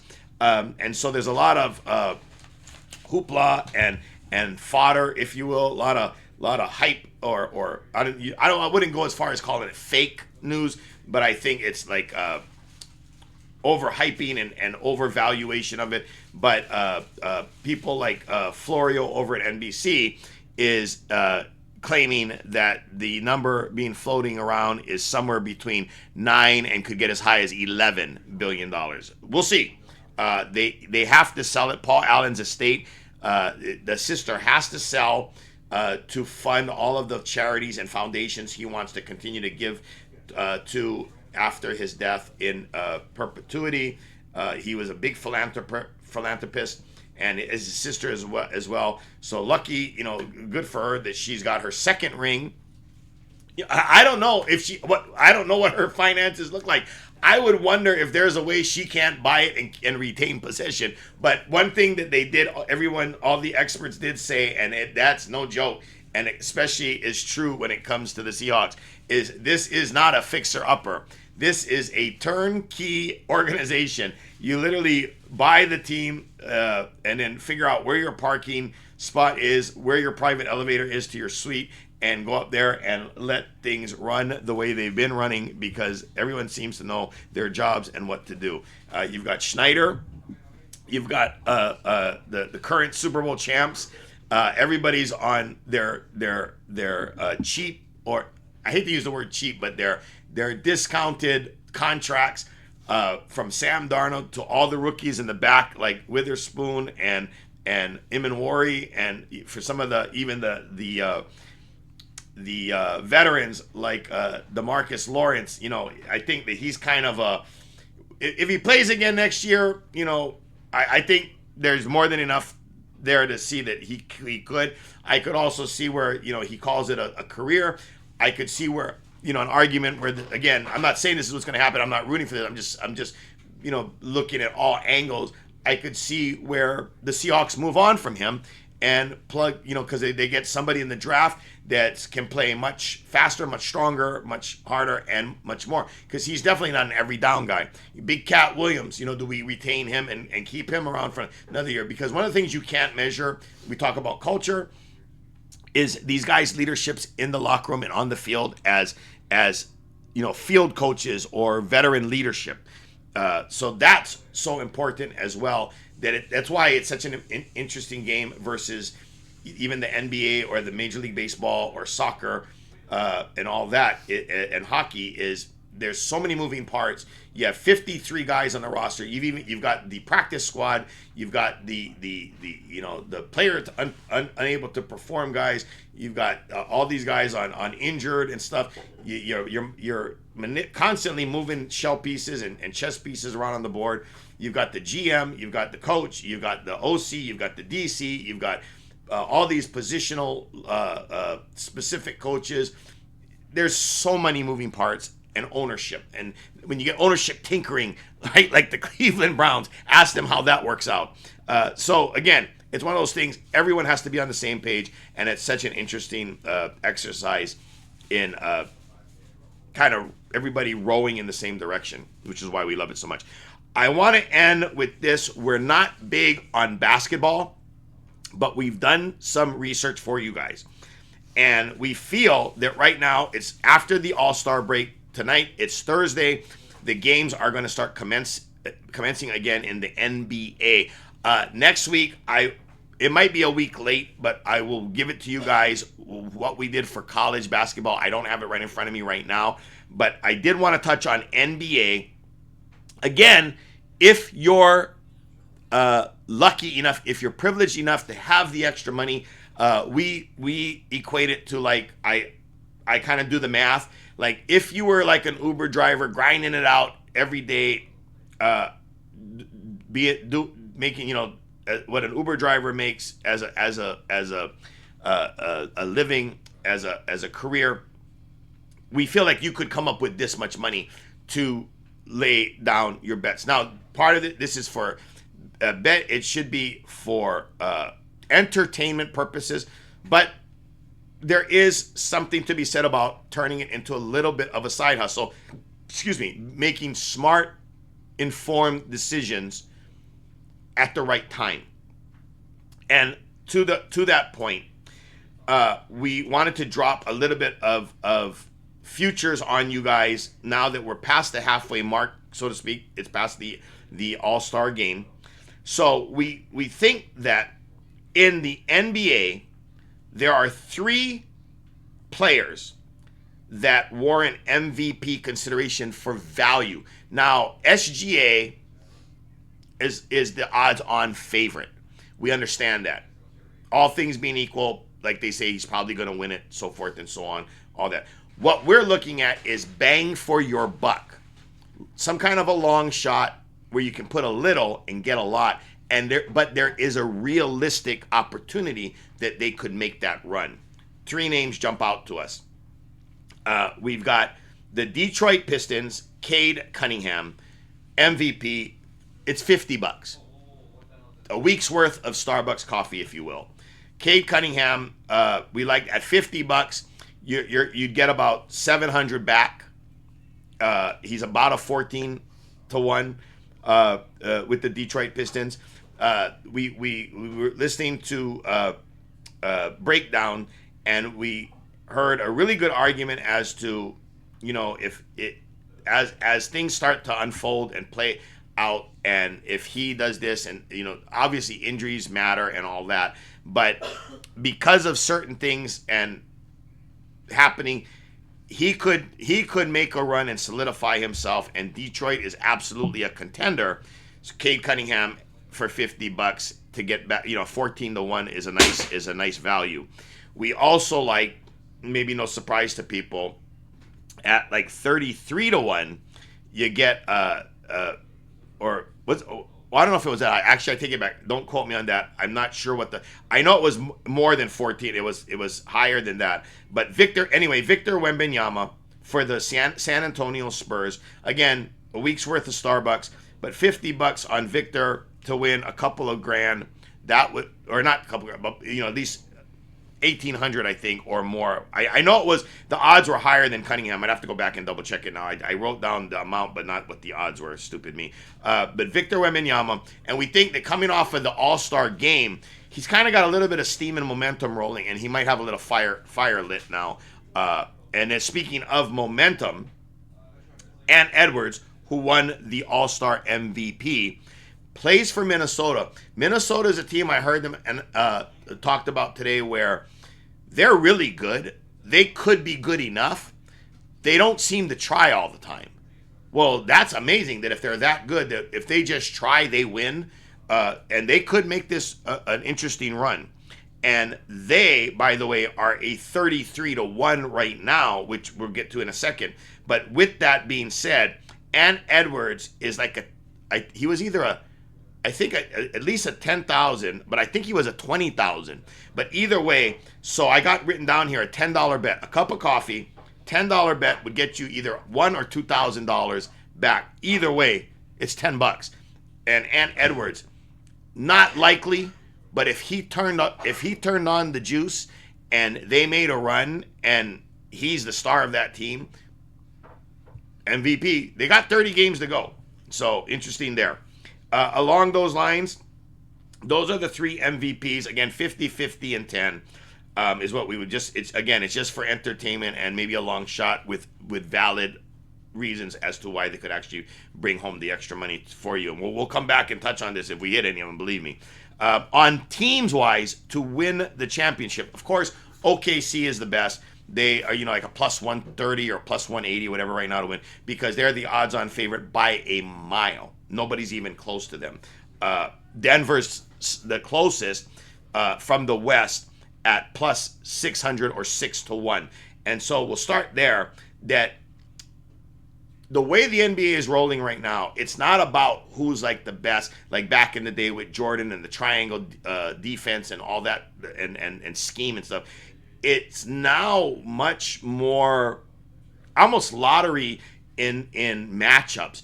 If a certain team matches up well with a certain team, the favorite may not want to see the dog because they just match up well to that one team. And so to that point, Denver actually matches up well across the board with anybody in the West. So at plus 600, if you were going to bet because you wanted some kind of a payout at the end of all at the finals, and again, I don't really like these odds because at only plus 600, you literally have to lay 100 to win, to get back your 106 more, so you'd get a total of 700. Nothing to sneeze at. Little extra money, but you are risking $100. But Denver at plus 600 is the first one in the West. We're giving you 3 from the East and 3 from the West that aren't the heavy odds-on favorite. Denver is the worst one at 6-1, or the least amount back at 6-1. The 2 long shots from the West that we truly believe can make you some money here is San Antonio. We think is the best well-rounded team in that they have all the least amount of holes with the most amount of strengths everywhere, especially with Wembanyama being on that team. He's a freak of nature. The thing about it is, though, it's only a 12-1 or plus 1,200. So we would look at laying $50 to get back that 650 in total, right? San Antonio makes the most sense. If I had to bet one team out of all the 3 West and 3 East, including OKC, but you're taking odds into account, I would bet on San Antonio. If I could only bet on one team, I'd bet $100 and count that they are going to make a run to the end there and be in the finals and beat whatever team makes it from the East. Because, again, they're the most well-rounded balance. The problem is, again, we talk about matchups. They could run into a matchup problem in the playoffs where that one team that they meet just happens to cover them well and ekes out a win. And that's where then San Antonio doesn't make it into the final. But 12-1, we'd put $50 and hope for the best. The long shot, and the one that we're most excited about with Ant Edwards being on that team, is Minnesota right now at 33-1. I'm actually going to head down tomorrow night and lay another $50. I already had $50 when they were 27. I'm going to, now that they're 33, I'm going to lay another $50 because I want the higher odds, because I just think that they are a good argument long shot, because, again, they're a team that seems to win at will. They just don't seem to want to win every night. So Minnesota at plus 3,300, $50 would get you well over 1,500. So that would be a nice little come up for a $50 bet. In the East, the 3 I think is not going to be any shock to anybody. The one that we think is the most undervalued is Detroit. Detroit literally has a 5-game lead right now as we speak, and they're only a plus, or they're not only, they're plus 1,400. They probably should be more like a plus 900, maybe plus 1,000. But at plus 1,400, we think there's some value there. So $50 to get you 750 back. We think Detroit is if I was betting 2 teams, because I told you guys San Antonio would be my first, but if I had to take one from the East and one from the West, I would take Detroit as my most undervalued team. The Knicks are a big favorite with fans and with bettors. That's why we kind of we like to hedge the public. But you watch that team and Brunson and everything they got going for them, and they are a contender. A lot of people feel that the New York Knicks will be standing there in the end from the East. So at plus 1,600, $50 bet will get you back $850. So the New York Knicks, you don't want to overlook them. And finally, Boston makes a lot of sense because been there, done that. Experienced coach, experienced roster, experienced players. They know what it takes. They know what they need. They need to tighten up some things, and they need to stay healthy. But at plus 1,200, $50 will get you back $650. So with all the rest that they've had over the last week, coming off of the All-Star game, the MVPs, these 6 teams and everything, we just thought it was a little incumbent for us to let you know, like, while we're not, we're waiting for September to arrive and April to arrive for the draft. We thought that if you've got some extra scratch lying around, again, you know, what is this a total of? It's 150, 250, 350. It's under $500 in total investment. And if any one of these hits, you get back all your money and a little sugar. Denver being the worst outcome at a $100 bet plus the 600. But anyway, again, repeating, NBA MVP, we like 50 on Cade Cunningham, 50 on Wembanyama, and $10 on Anthony Edwards at the current odds that stand right now. And for the NBA Finals, we like San Antonio for $50, Denver for, you got to lay 100 because of the 6-1, and Minnesota at $50, Detroit at $50, New York Knicks at $50, and Boston Celtics at $50. And we will, on my next one next week that we release with our first release, once the combine starts, and we start giving you the report from the combine, etc., I will touch on at the end and give you guys a brief overview of all the college March Madness, the national champions that we have bet on. And so the odds may change a little bit, but we don't expect there to be too much movement between now and then. So I apologize. I forgot to write it down and have it ready for you on this cast. But next week on the cast, I will definitely at the end have that for you. Again, it's not something, we're not heavy in the basketball. This is kind of more of a little bit of something for a nice little how do you do in the off season, that we've got a little extra scratch lying around, and good arguments as to why these make sense to do it. So again, we thank you guys as always. Like and subscribe, and leave a comment if you will. We will have more information for you guys as the combine starts, and we expect again to be weekly once the draft occurs, and hopefully we'll get it to bi-weekly by the time spring training comes around and we're rolling into August. Thank you guys again. Congratulations to the Super Bowl winners. We got the 3 for 3, the MVP with my man Kenneth Walker, the K9. We also the Seahawks. We're national champ. I mean, we're world champions, baby. We're world champions, and couldn't be happier how it happened with Darnold and all of that, and Jigba. And our team is young, so I'm hoping that this is a beginning of a back-to-back run. But irregardless, we will have you every step of the way on how to make money on all of this going forward, and we'll see you guys the minute the combine starts. Other than that, be good to yourselves, be kind to each other. Aloha, mahalo, and we'll catch you later. Aloha.